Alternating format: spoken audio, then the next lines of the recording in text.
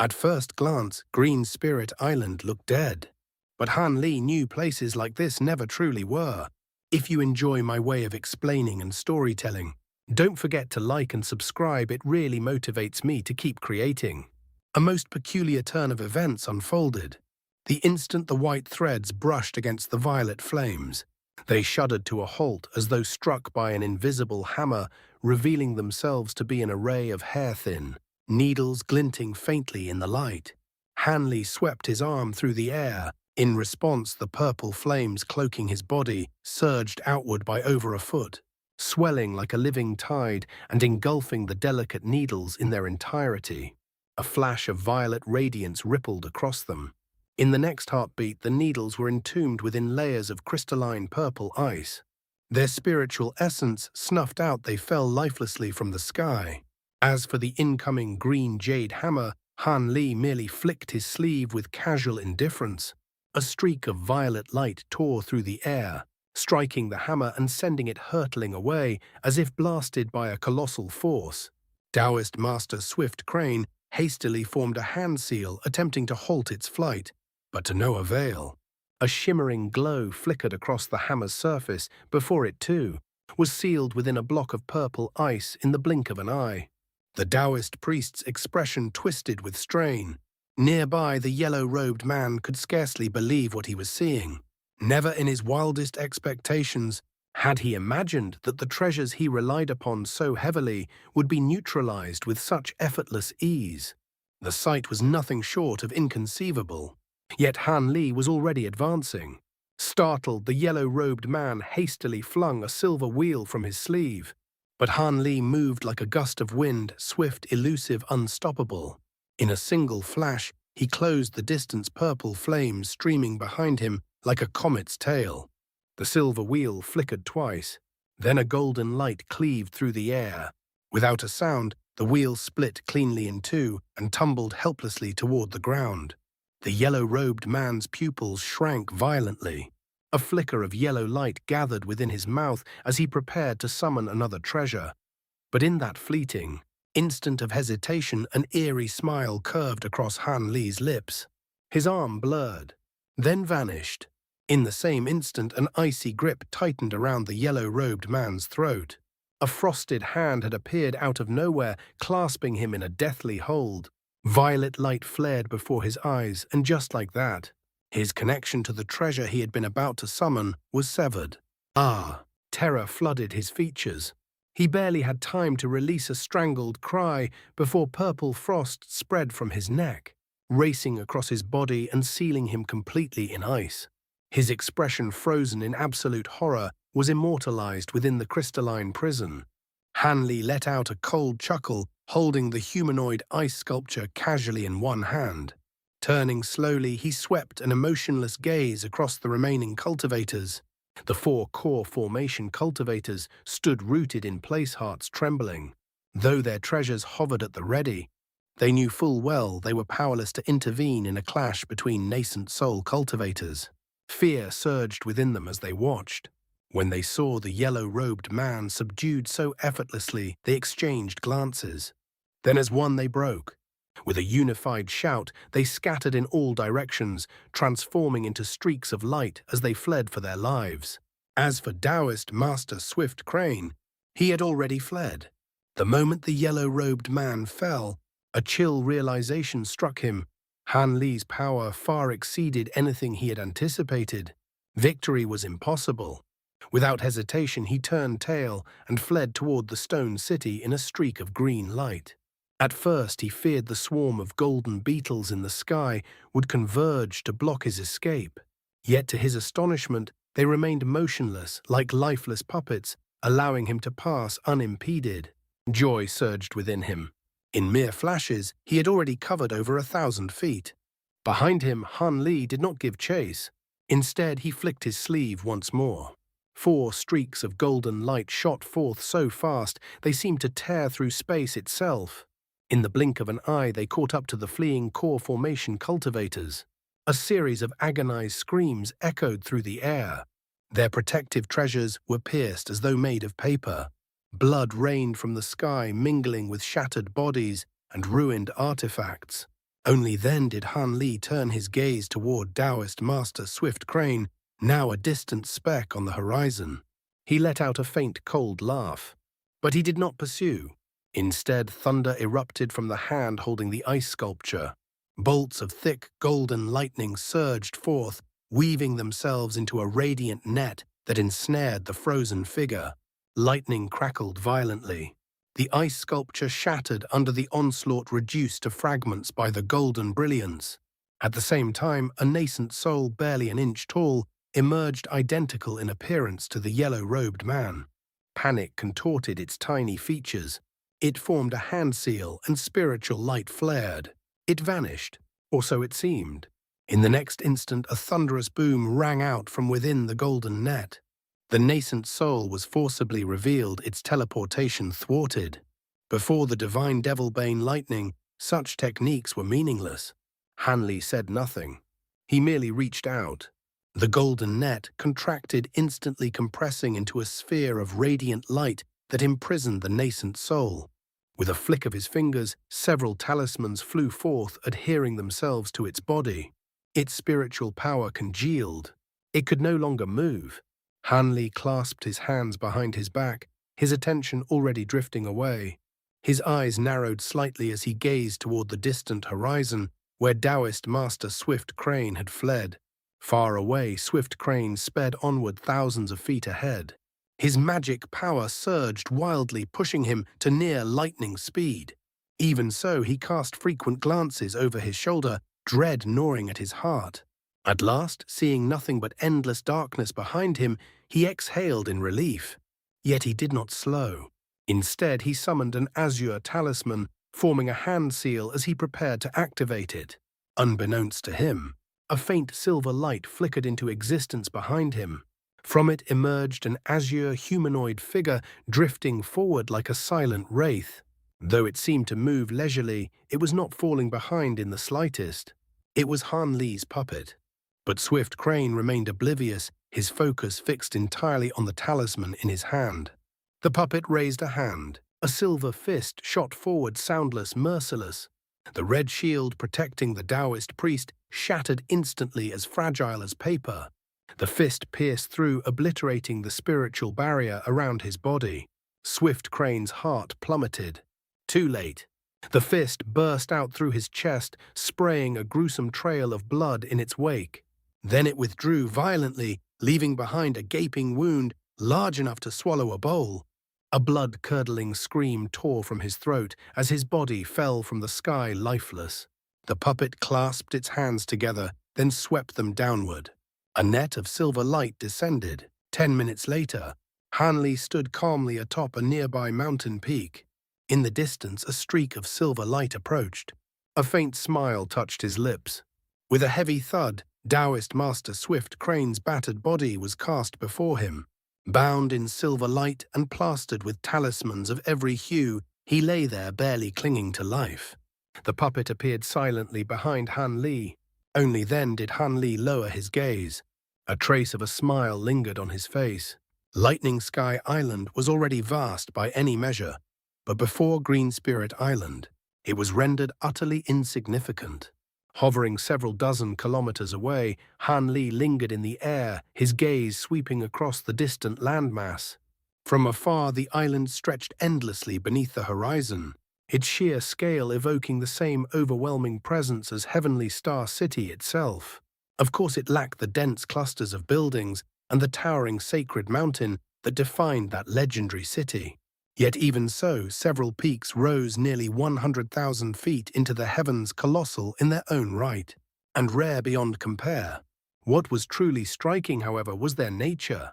Every mountain stood steep and barren, stripped of all life. Not a single blade of grass clung to their surfaces. From a distance, they resembled colossal stone pillars, thrust upward by the earth itself, piercing the sky. Their upper halves vanished into dense banks of cloud, their true heights obscured by the heavens. And yet, none of this was what captured Han Li's attention. What unsettled him was something far more profound. There was no green anywhere, not a trace. The entire island lay under a dull, ashen pallor, grey-white, lifeless, oppressive. Even more disturbingly, he could sense no fluctuations of spiritual chi whatsoever. It was as if the island itself were dead, a barren land devoid of spirit veins. Han Li's brows drew together in faint disbelief. Was this truly the island rumored to contain vast spirit stone mines? How could such a place lack even a single spirit vein? By all conventional understanding, spirit stone mines were born from spirit veins. Where veins existed, stones would inevitably form over time, refined by the flow of spiritual energy. Conversely, the presence of spirit stone mines almost always implied the existence of underlying veins. In Han Li's mind, an island capable of producing high-grade spirit stones should have been nourished by top-tier spirit veins, rare even in the human world. And yet reality defied expectation. After a moment of contemplation, Han Li let out a quiet breath. He had been too naive.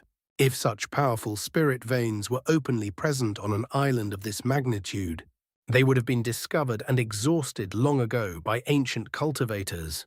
There would be nothing left to mine, which meant something here was concealing them. At that realization, clarity dawned in his eyes. Lifting his gaze, he looked toward the blazing sun overhead. It was already noon.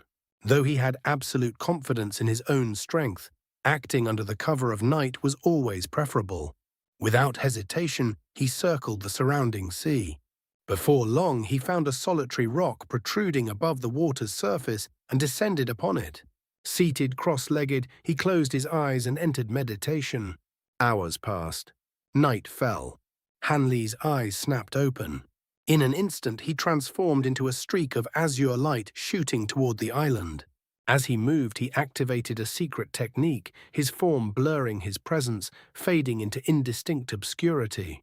Under the veil of darkness, even seasoned cultivators would struggle to detect him. Before long, he reached Green Spirit Island. Thanks to the memories he had extracted from Taoist Master Swift Crane and the yellow-robed man, he had already pinpointed the territory controlled by the Starfall Coalition. Without hesitation, he slipped onto the island and headed straight toward a towering mountain. Along the way, he encountered numerous concealment restrictions. Upon sweeping his spiritual sense outward, he discovered hidden guards stationed everywhere. The closer he drew to the mountain, the denser the defenses became. But to Han Li, they were nothing. With his current cultivation, such measures were trivial. He passed through them like a ghost, leaving no trace, stirring not a single ripple. A faint streak of light slipped silently toward the heart of the Starfall Coalition's domain. At last he arrived at the foot of the mountain. The azure glow faded. Han Li emerged. He did not advance immediately. Instead, he raised his head and studied the mountain peak in silence.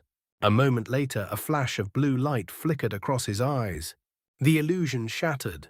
A faint blue barrier revealed itself, enveloping the entire peak. Its surface shimmered like flowing water, smooth, seamless, impenetrable. A powerful formation.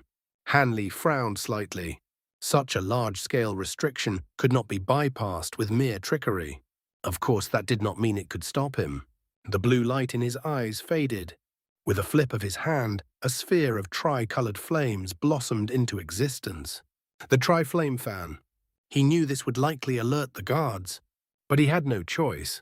If necessary, he would simply kill them all.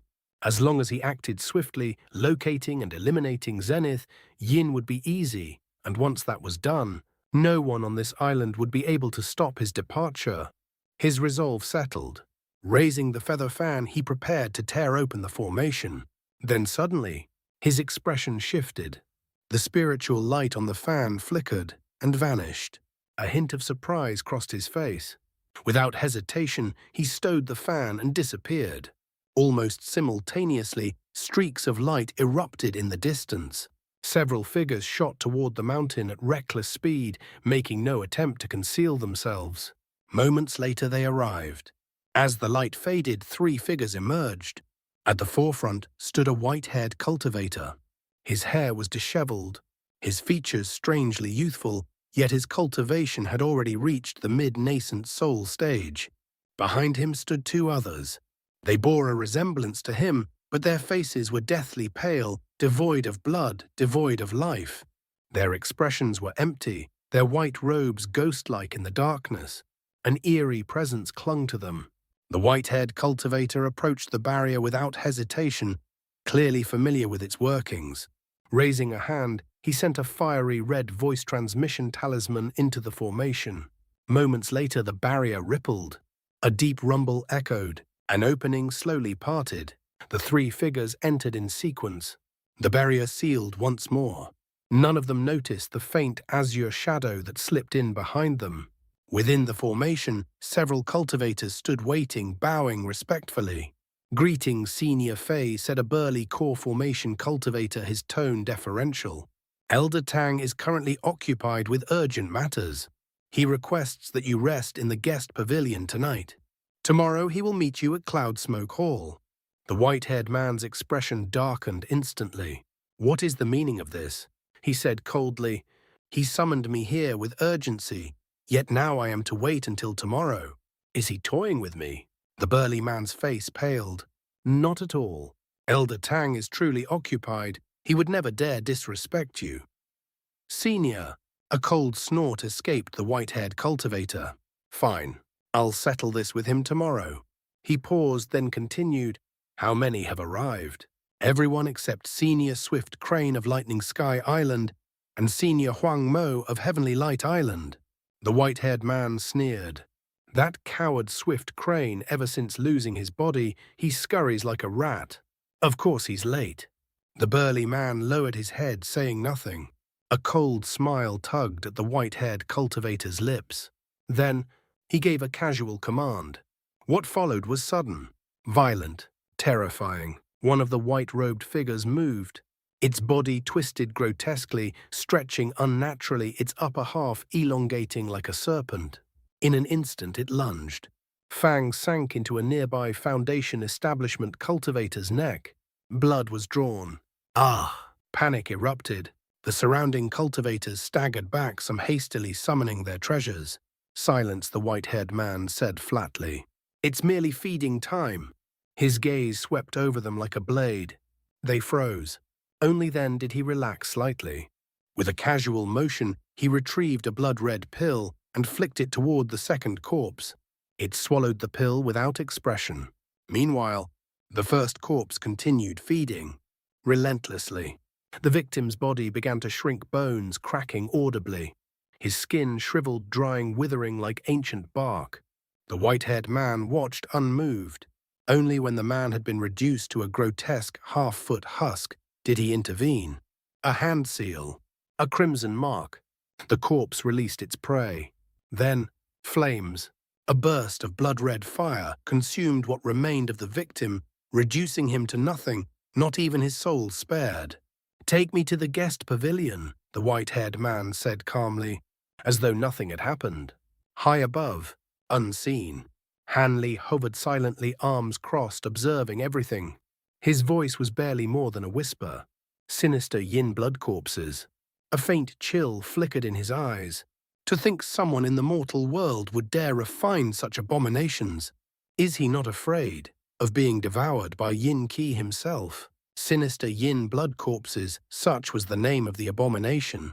Hanley had once come across them in the corpse refinement tome he obtained from old devil Qian. The text itself contained no actual refinement method, yet it spoke of these corpses in ominous tones, creatures of terrifying power, born through methods so vicious that few dared even contemplate them. To refine such a corpse, one requirement stood above all others. The body used must share the same bloodline as the refiner. Only through that shared blood could one suppress the inevitable backlash of the corpse's malevolent power. And the price? The soul of the sacrificed body would be trapped forever within its own flesh, unable to reincarnate, unable to escape, condemned to eternal torment. Cultivators, unlike mortals, did not place great importance on familial ties. Yet even so, acts of such cruelty were rare beyond measure. As Han Li reflected on it, something else surfaced in his memory. Every cultivator who had successfully refined such blood corpses without exception had met a gruesome end. None had ever lived out the span of their natural lifespan. Thus, while many evil cultivators coveted the immense power of sinister yin blood corpses, very few dared to walk that path to its conclusion. In fact, the method of refining them had long since been lost to time.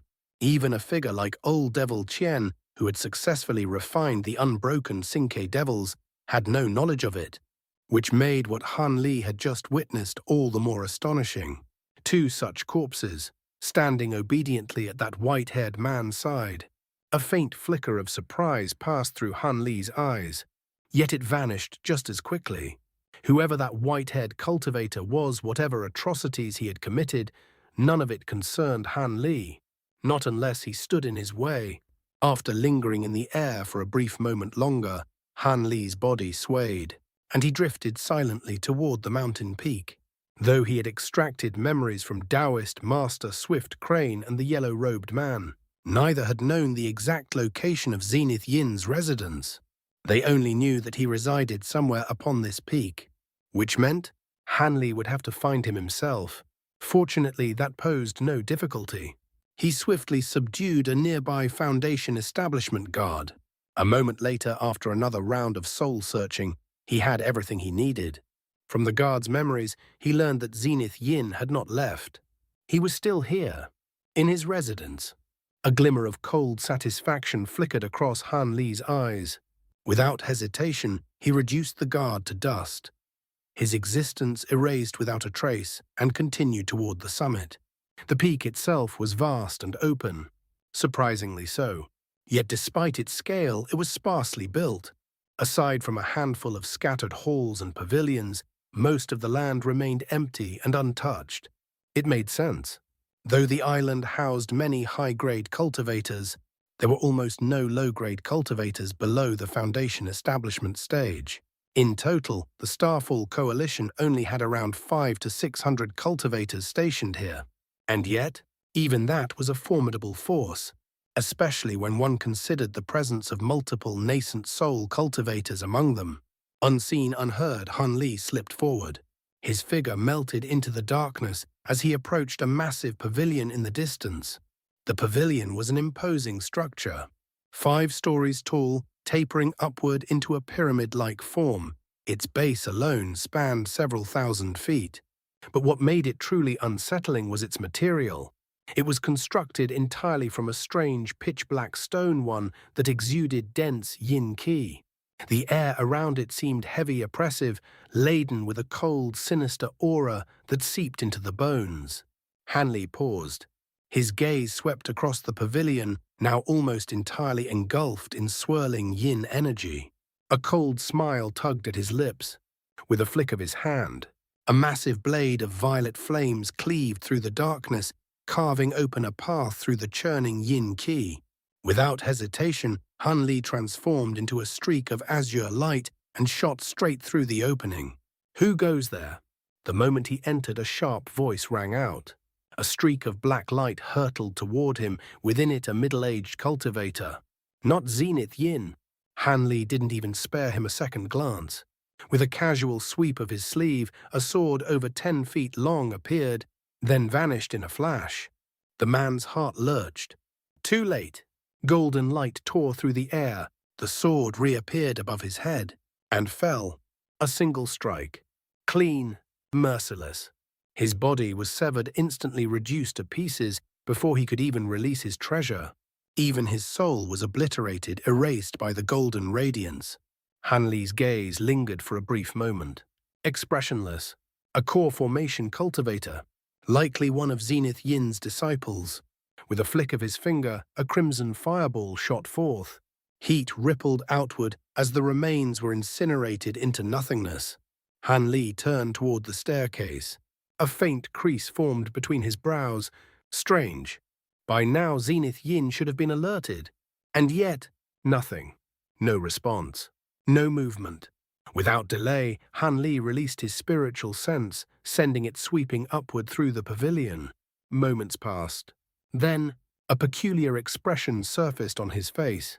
The upper levels were empty. Completely empty. It was as if the cultivator he had just killed had been the sole occupant of the entire structure. Could it be? Zenith Yin wasn't here. A trace of disappointment flickered through Han Li's eyes. He stroked his chin, lost in thought. Then suddenly, something clicked. His gaze sharpened. Without hesitation, he directed his spiritual sense downward into the ground. And the next instant, a smile appeared. With a swift motion, he summoned 2 jade scepters, one red, one yellow. A barrier of golden light enveloped him. Then, his body twisted and sank into the earth. In the blink of an eye, he vanished. Over 100 feet below, a grey light barrier and a wall of pitch-black stone appeared before him. Without pause, Han Li summoned violet flames to his hand and slashed forward. The barrier split open. His body transformed into a thread of azure light, slipping effortlessly through the narrow gap. When he emerged, he stood upon a pristine stone staircase. It descended endlessly into darkness. All around him, smooth black stone. Silent, cold, oppressive. Han Li narrowed his eyes. His spiritual sense extended downward, only to be repelled, blocked. A restriction.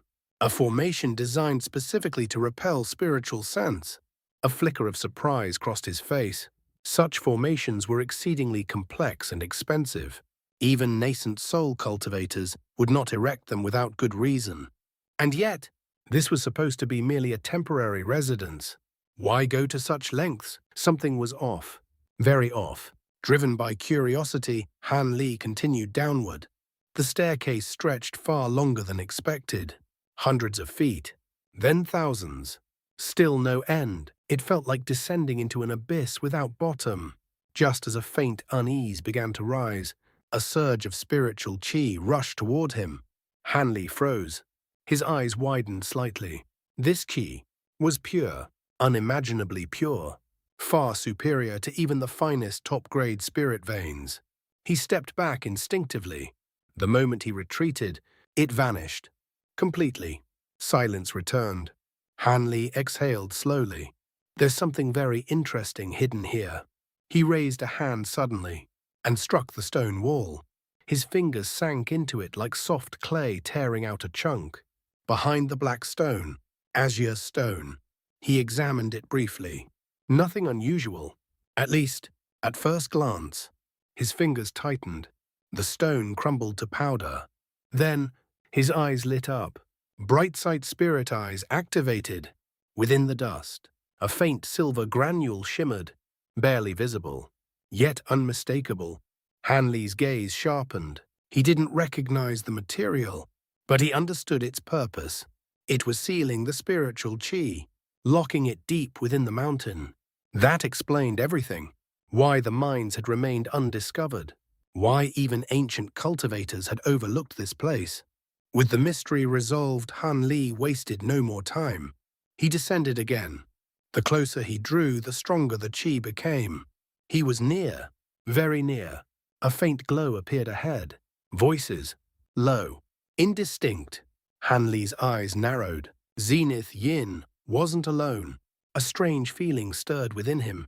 But it didn't matter. Not anymore. At his current level, even if those within were legendary figures, he had nothing to fear. In a flash, he rounded the corner. A stone chamber. The door slightly ajar, white light spilling out. Han Li chuckled softly. A flick of his finger. Golden lightning erupted, splitting the stone door into fragments without a sound. His figure blurred, and he appeared inside. His gaze locked onto a figure in the corner. Black robes, long narrow eyes, frozen in shock. Zenith Yin. Above the stone table, a ball of black yin flames burned quietly. Within it, a golden nascent soul struggled faintly. Tortured, refined, broken. Han Li, recognition dawned. Then, ecstasy. Madness flickered in Zenith Yin's eyes. He had long coveted the heaven-void cauldron. Now, it had come to him. Without hesitation, he struck. A surge of black devilish qi burst forth, coiling into a massive python that lunged toward Han Li with ferocious intent. Han Li smiled. Cold, unmoved. He raised a single hand. Thunder roared, and from his palm, a bolt of dazzling golden lightning exploded into existence.